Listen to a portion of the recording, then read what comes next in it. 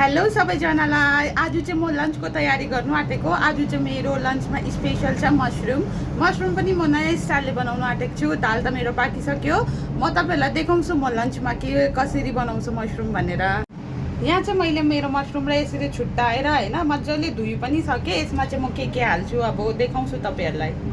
मैले अहिले कर्नफ्लावर, बेसन, त्यसको बाद चाहिँ अलिकति धनियाँ पत्ता, हल्दी, धुलो खोर्सानी पनि हालेँ अनि स्वाद अनुसार नुन पनि हालेँ। त्यसको बाद चाहिँ मैले हालेँ लसुन चाहिँ मैले हाल्नु बिर्सेको थिएँ। बादमा फेरि याद आएर छिटो किच्चाएर मात्रै हालेँ। अनि मैले चाहिँ यता मिस्टेक गरेँ किनकि मैले यो मसरुमको पानी चाहिँ निचार्नु बिर्सेँ होइन। अलिकति गिलो भयो, केही छैन, मैले त्यसमा म्यानेज गरिहालेँ। अलिकति कर्नफ्लावर र बेसन हालेर चाहिँ यो रेडी छ।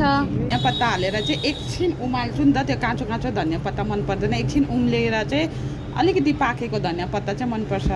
चाहिँ यहाँ भात पनि उम्लिसक्यो। म चाहिँ नास्ता पकाउने बित्तिकै खाना पकाउनु पनि बसेको, किनभने चाहिँ कस्तो डरलाग्दो गरम छ, को बसिरहेको छ होइन दिनभरि किचनमा। त्यही कारण यहाँ चाहिँ मैले कराई मजाले तताएर तेल पनि हालेँ। तेल पनि तात्तिने बित्तिकै मैले मसरुम पनि हालिदिइहालेँ। मसरुमलाई चाहिँ मजाले फ्राई गरेँ होइन, पल्टाएर मजाले रातो भएर चाहिँ क्रिस्पी बनाएर चाहिँ मेरो मसरुम रेडी भयो।